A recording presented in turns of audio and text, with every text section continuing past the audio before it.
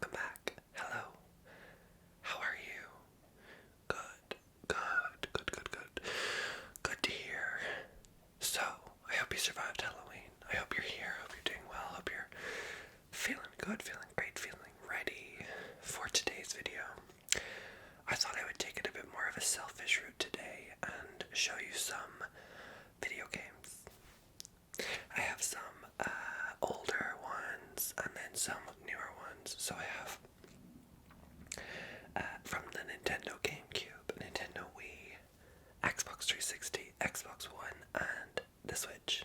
And that's all I've taken, so there's a couple that I will show off, talk a little bit about, and yeah, so I hope you enjoy, and if not, I'll see you there for the next video, and then maybe you can enjoy that one.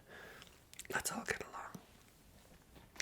The first one that I wanted to show is this. This is Nintendo. Yeah, this is a Nintendo GameCube game. If you don't know what a GameCube looks like, I'll put it on the screen now. Ding. It is a cube console, and these games this was the first console I got. So I got this when I was about 5, I think. And I got a couple of games for it. I loved The Incredibles. It's one of my favorite movies. And this game came out apparently 2004. So a little bit after the first Incredibles movie, and it is about the Underminer, which if you've seen the Incredibles movie, he's the boy at the end. But it is telling like a different story because obviously the second Incredibles didn't come out until 2019 or 18, I'm not sure, but anyway, this came out, and you play as Mr. Incredible and Frozone, and it's like a 2-player co-op game, and you go through and you beat up bad guys, and you do some boss fights. It is a lot of fun, and yeah, it's great. I have a lot of memories just kind of going through and playing it over and over again, a lot of times with a friend or my sister or something like that. I'm just going to open it below here so it's not too loud. And if you have never had the pleasure of seeing what a GameCube disc looks like, your mind is about to be blown because the discs are tiny. They're so small. They're little tiny discs that you just pop into the top of the console and then play your game. The box. I'm so afraid of making really loud noises with these. But anyway, the box has a little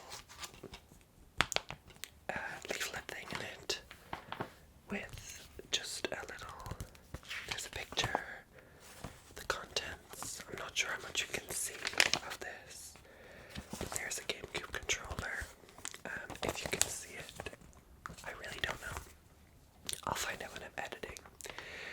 It gives you the control scheme, a little bit about the story, the pause menu, the game screen, joining a game, upgrades. Oh yeah, you could upgrade like health, power punch, Incredi Slam, throw, and super move for Mr. Incredible. And Frozone, you could upgrade his health, ice punch, ice glide, freeze ray, and super move.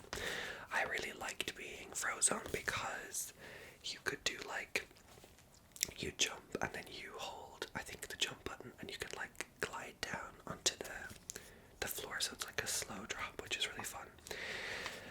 And then they have health, XP, all this kind of stuff. These are all the credits, so well done to you guys. Warranty, and then this is the original Incredibles game. There's an advertisement for it, which I also have. Then there is an advertisement for the game that I own, which is kind of odd. Oh no, it's for the Nintendo DS, which I didn't own. And then Power Rangers SPD, if y'all know what Power Rangers SPD is. And then a classic Cinderella advertisement at the end. So, oh, and a Cars game, summer 2006. So that's good. I never had that game, so anyway.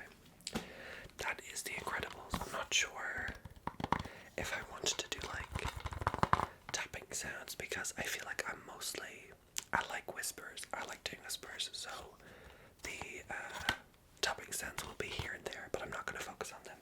Shall we move on? Okay, this next one is called Star Fox Assault. It is another GameCube game with a tiny disc, and this is there's a story mode and then a multiplayer, and the multiplayer is like third person. You shoot as one of the characters in this. So there's Star Fox, Slippy, Peppy, Crystal, Falcon, and there's a robot, which I don't remember his name. So those are the characters that you can pick, and there's different maps that you can play against. So usually, and then there's different guns. So I would always play that against a friend, where you would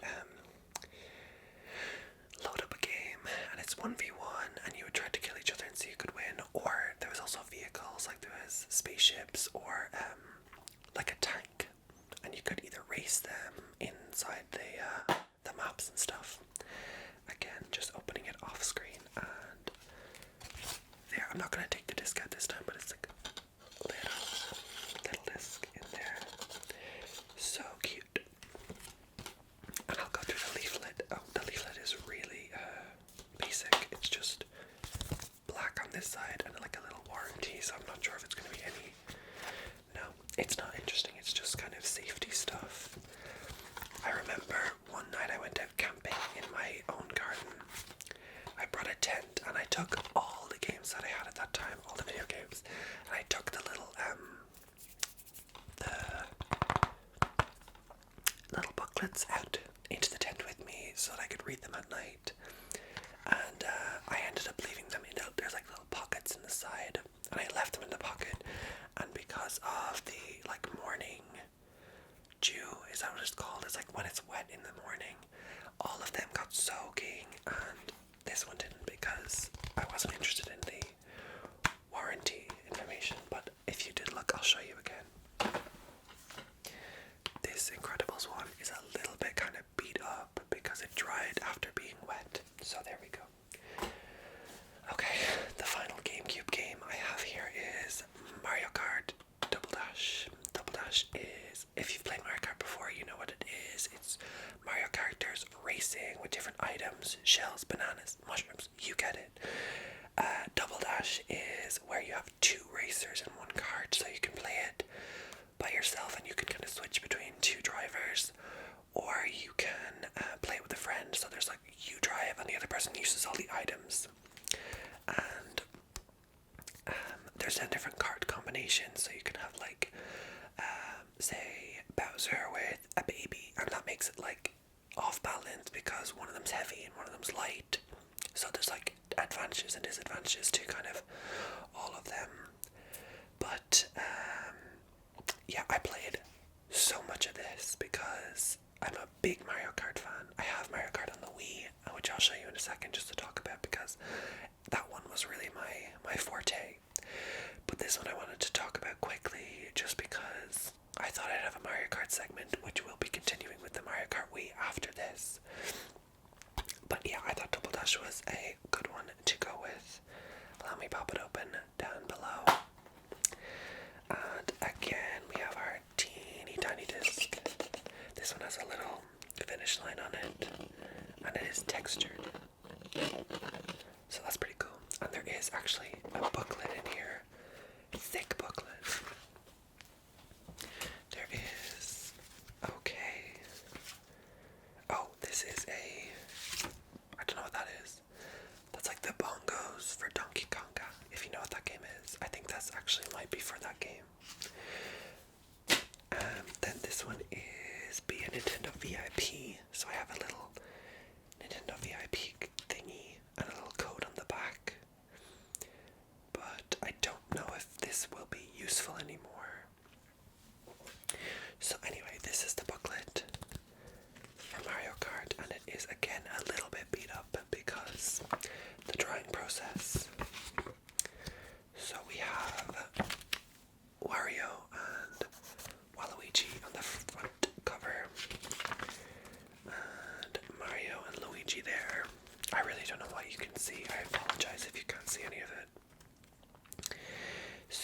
yeah, you could, as like the player is using the item, so there's one on the back and one on the front, and the one on the back would be able to like push and move the cart with the buttons on the side, so they like push it this way or push it that way, and you could bump into other players and like knock them off or knock them into an item. So that was pretty fun. And then the other person obviously used the driver. Oh, you could steal items, I forgot that as well. There are 3 ways to steal items from rival cards. However, you can only steal if the rear card of your card is not already holding something. So you can hit an opponent card while using a mushroom, run into another card while using a star, or slide into a rival card. Good, good, good. And let me see, you can drift. I think that's why, because on the Wii, Mario Kart Wii, which I'll talk about again in a second, there's an option to go automatic or manual. And I think playing this game made me have to go with manual, so I became, I think, a better player by playing this one. And anything else interesting? Oh, it tells you all the items. There's a Thunderbolt, triple mushroom, a fake item box, which I always used to leave. There's like a selection of boxes, and I always used to put the fake box in with the real ones. Strategy. Then, let me see. Nothing else interesting. There's no really unique items for this one, really. Let me see. Oh yeah, everyone had a special item. I forgot about that. So Mario and Luigi had fireballs because they had the fire suit. Diddy Kong and Donkey Kong had a giant banana. Daisy and Peach had flying hearts. What did they do? Hits them. Oh, any item. Okay, so they would have the heart and it would kind of spin around your card. And if anything hit your card, Daisy or Peach would pick it up and they could use it then. And then the Koopa and Paratroopa had a triple shells. So they had green and red shells, triple. Baby Luigi, Baby Mario had a chain jump. A fearsome beast chases cards with reckless, and then abandon with reckless abandon. Pulling the baby's behind at breakneck speed, so it would just speed you up and knock anyone else out along the way. Yoshi and Birdo had a egg, and it would just roll around the thing. I don't know. Bowser Jr. and Bowser had a shell. A spiky shell. I don't think that did anything special. Waluigi and Wario had a bomb, so they would just throw a bomb behind them. And then, again, if you can see, there's some of the cards. Okay, Grand Prix, time trial. Don't think there's much more in here that's interesting. The thing that was really cool is there was a battle mode, and you could actually play on the GameCube, so you could drive on it. It was like they were driving on your GameCube, so that was fun. And that's it. That's all. And no advertisement on the back. Thank you, Mario Kart Double Dash, and we shall move on to Nintendo Wii. Alright. Here it is. Mario Kart Wii. This one came with a little driving wheel, which I always loved using. If you guys had a Wii, I think you had this game. It's a lot of fun. A lot of courses, a lot of, like, the thing that was good about playing the GameCube one after this one is some of the GameCube courses came into the Nintendo Wii. So that's pretty cool. Then, let me see, there was some new items. There was a big mushroom, so you got big and you could squish people. A POW, and what would that do? Oh, you'd use your POW and it would kind of like make everyone just spin. And then a cloud, which if you got the cloud, it would like lightning bolt above your head for a while, and then it would shrink you. But if you bumped into somebody else, then they were stuck with the cloud. So useful if you're around people. Let me see. Oh, and this one is 12 players in a match, whereas the GameCube one was only 8. And this was a Wi-Fi as well, so I played a couple matches online, but I had such bad internet back then that it really just was pointless. This one, the disc is missing because it is actually in the Wii that I have put away somewhere. But it is in there, that's where it is. And we have another booklet, which just has the kind of same stuff. It's really packed though. Packed full of information, which I won't go through because we've talked quite a much about Mario Kart. But yeah, I think for me it was weird. For a while I played it and then tried to get all the gold stars, or the gold trophies. Tried to get all the gold trophies, and that did work for a while, and then I realised when I went back, then went back to the GameCube one, and the GameCube one was not completed at all. So I was able to play that one, and then I went back to the Wii one, and I found it really weird to use the turn controls after playing the GameCube one and trying to finish that. So that then weirdly introduced me to playing the Switch one, which I won't get into. I don't think I have that one. I do have it, but not with me. So that one, then you only use the little controller rather than the turn of the remote. So accidentally relearned how to play it with the controller. So that's good. Alright, next. Next we have a weird game. It is called The Dog Island. It is made by Ubisoft, which I didn't actually know. Ubisoft is a big publisher if you're not aware. But this game is kind of like, I wouldn't say a personal game, but it is a game that I played a lot and I randomly got. It's not very popular as far as I'm aware, but it was really fun. So you could customize your dog. I'll show you the back in a second, I'm just reading it.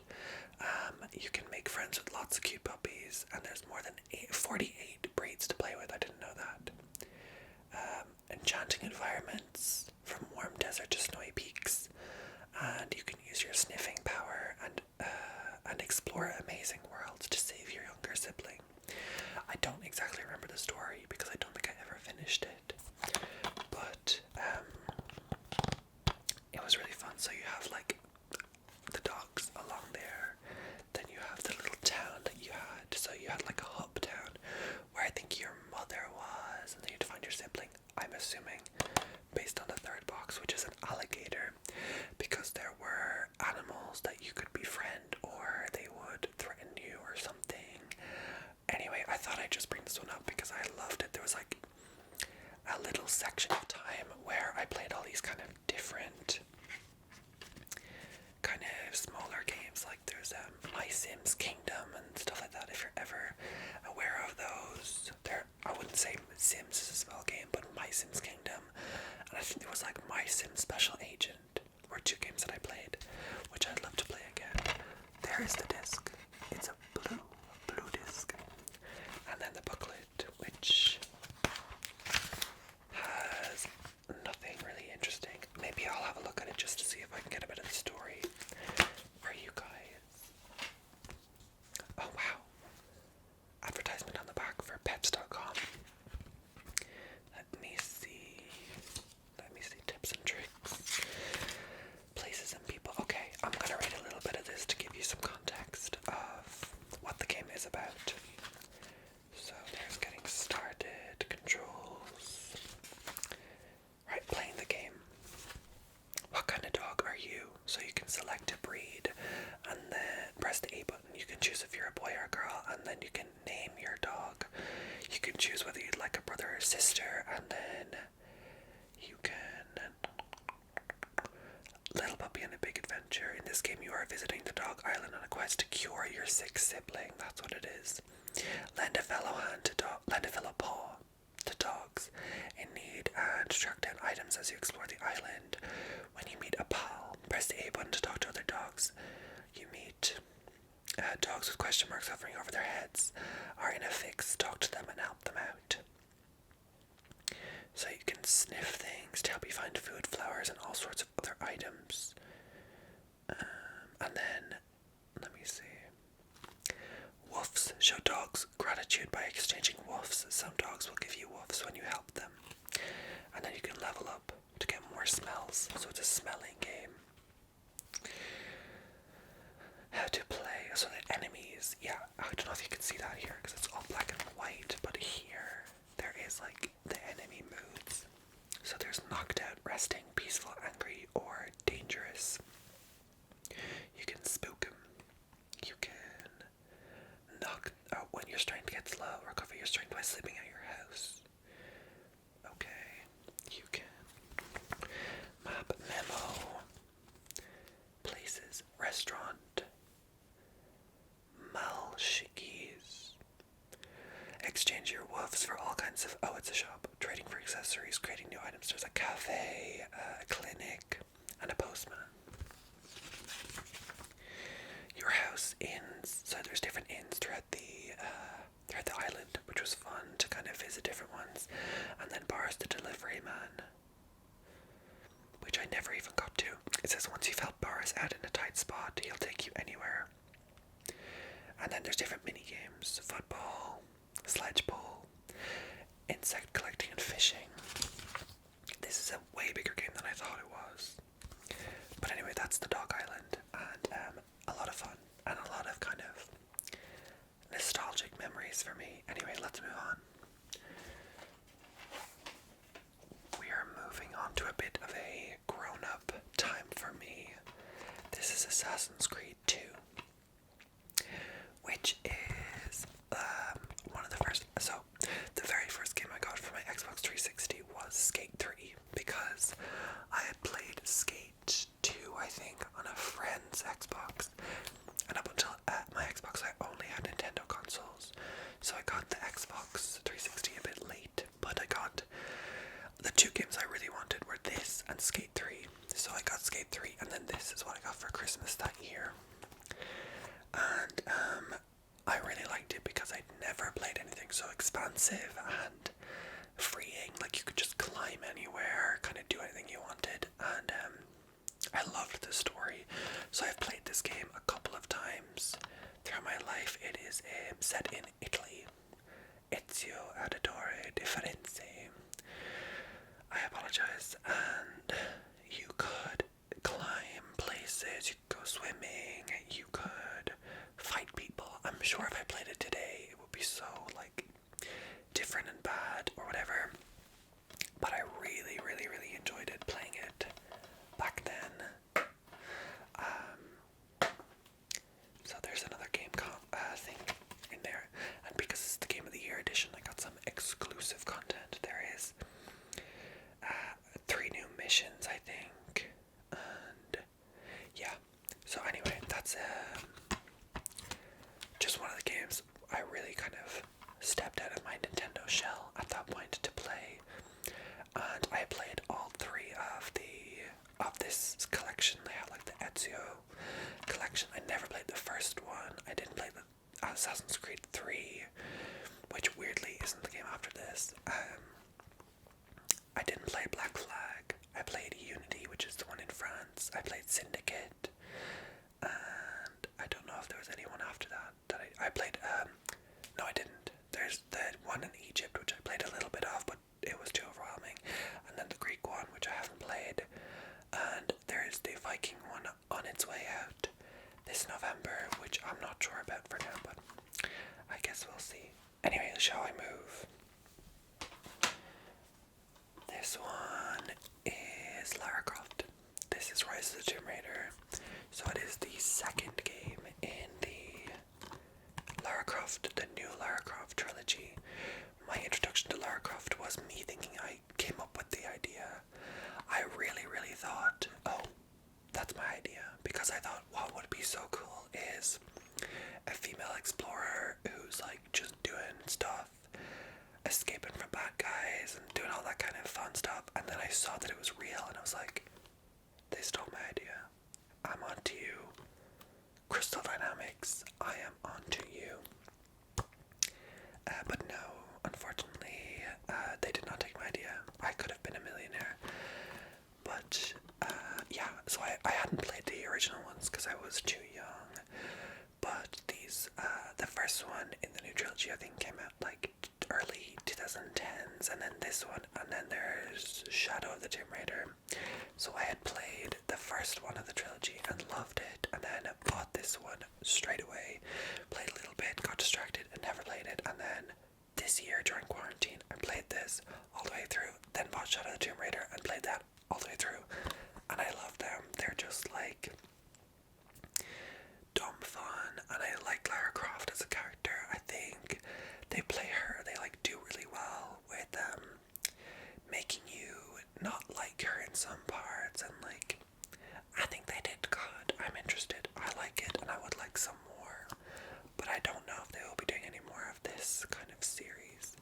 But yes, quarantine has allowed me to finish these games, which was really fun. I feel like I'm going a lot faster because there's no point in opening this one. It's just a game disc in there, and there's no booklet because they stopped doing that. How rude. I have 2 more Xbox One games, and then I think 2 Nintendo Switch games. So I have Fallout 4, which never played a Fallout game, never played a Bethesda game in my whole life, until I saw the trailer for Fallout 4, and I was like, that looks like me. I love that because I like that kind of Jetsons 50s in the future but in the past kind of thing. So I was interested in getting this, and I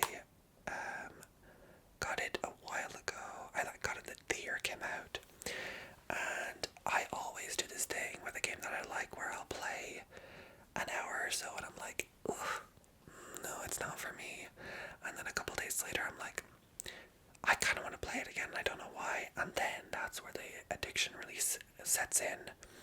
So I played a crazy amount of this game. I played through the story, and then I'm pretty sure I've got most of the side missions. I've like built a little base. I've tried to get all the different companions you can get. I have, what else have I done? Oh, I've like, there's Diamond City, if you're aware of the game. Diamond City is like the main city, and I've bought my little house in there, and I've decorated it to high fashion. There is different, what are they called? What are the people called? The people that wear clothes that are not real people, mannequins. The non-real people mannequins, they are wearing like a lot of kind of clothes that I've collected along the way, or ones that are influential to the story. And then I have different decorations like Nuka-Cola. I've got all the flavors. They're all in a little glass case. Different couches, a TV, all this stuff. So yeah, I enjoyed it thoroughly. The story I ended up picking, I don't want to spoilers, just close your ears for a second and I'll wave when you can come back if you haven't played the game. So I ended up picking the Institute only because I felt really bad, and also I wanted the world to get back to normal. So I thought a little bit of pain for a couple years for the better world. Okay, welcome back, people who didn't want spoilers. No one is watching this expecting spoilers, so you gotta be cautious out there. Worth it if you haven't played. It's a good time.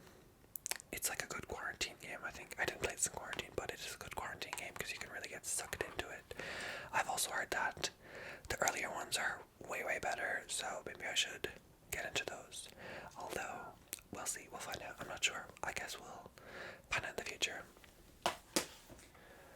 There's one more Xbox game, and it is not exclusively Xbox, but it's the only physical version that I had of it, so it's the only way I could actually talk about Minecraft. If you don't know what Minecraft is, I don't know. Should I explain it to you? I'm not sure. You try and survive in, like, a little randomly generated world. Everything is blocky. You can make things, build things, eat things, all that kind of stuff. So I've played just a ridiculous amount in the past, and every so often I'll go back to it for a little bit of fun. But I really loved the creative mode. I loved survival. I did a lot of survival, but the creative mode is where I really had my most fun. I started off a world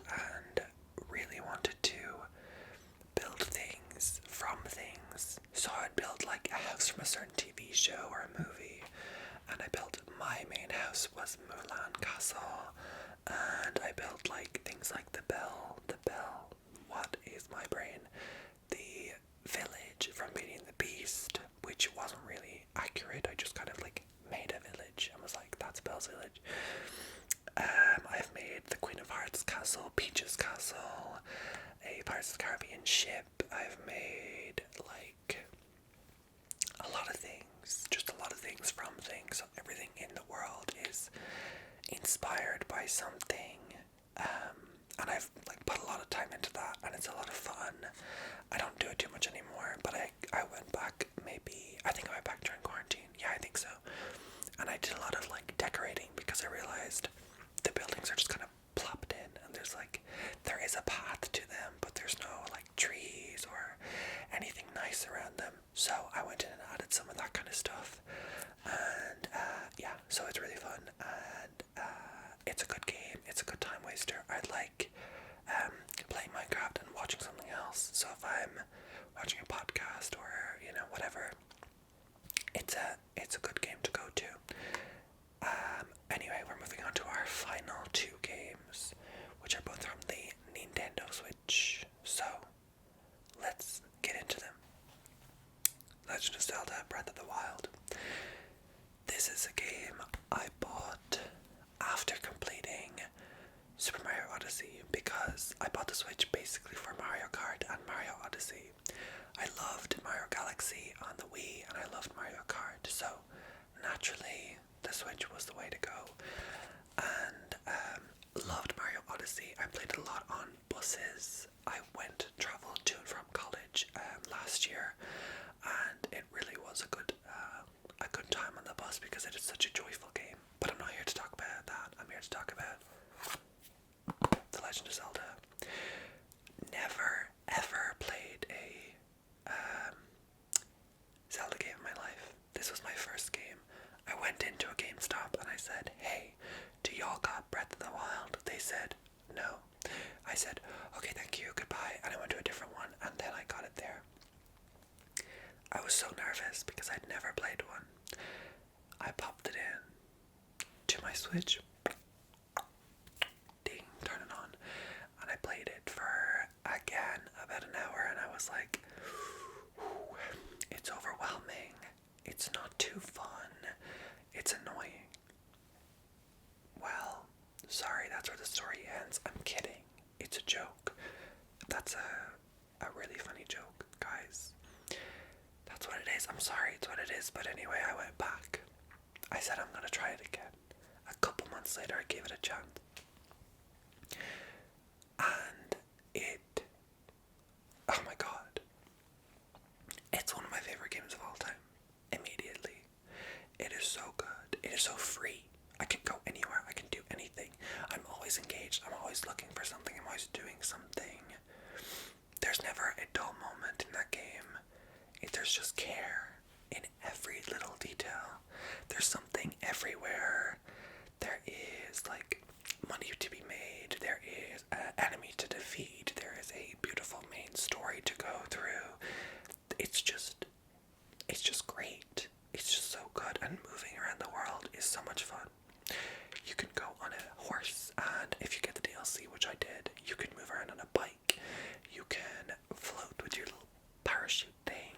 You can climb anywhere. You can jump anywhere. You can do anything. All these different weapons that do all these different things. It's just so good. If you haven't played it, and you have a Nintendo Switch, you're missing out on just bliss. Pure bliss. It's so much fun. If you can see that screenshots on the back, it's just so diverse. There's these little shrines you can go into, and all these different puzzles that you can solve, or enemies you can defeat inside the shrines, which give you more hearts or more stamina, which helps you with the bigger boss fights or bigger enemies. It's just never ending. There's no way if I put that back in right now and start playing it again, I would still have so much to do. Anyway, this video is sponsored by Nintendo. It's not. It's just so good. It's just so good. obviously, but you know, it's a game and it's so much fun. It's just so much fun. It'll always be one of my favorite games, for sure. Now let's move on to another game, and the final game. Animal Crossing. This came out March 20th, 2020. And I said, no, it's not for me, really. I probably won't play it that much. It'll be a waste of money. But I caved in.